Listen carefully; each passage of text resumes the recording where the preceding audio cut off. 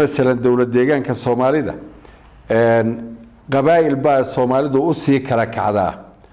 قبيل كوجو بدني هنا هانتي وقبيل كديرت الله يلاهدو أيها وجو بدن وإلى يو إن إف دي إلى مويالي إلى نجيلي إلا يوم حانكو هذا دول كيلو رنشري هذا رسيفيريا إلا يو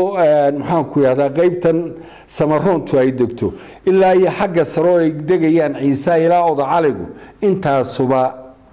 وأوضع عليه هداد مغشوا علي الدير علي مدحويني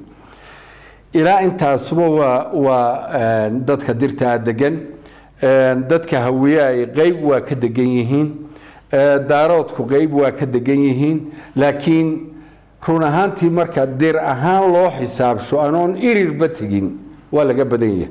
aad iyo aad baa looga waxaanaynu filaynaa in ciddii qabatay ee timaada ku maamusho sida wanaagu yahay bilatii hiya axsan taasna ay koritaanka iyo koboca dhaqaale iyo isdhexgalka dadku ay ku sii fidayso xogeeyada waa la saarayay ismaamulka dawladii hore ee dawlad deegaanka Soomaalida kullayba maamul walibana eed ma waayo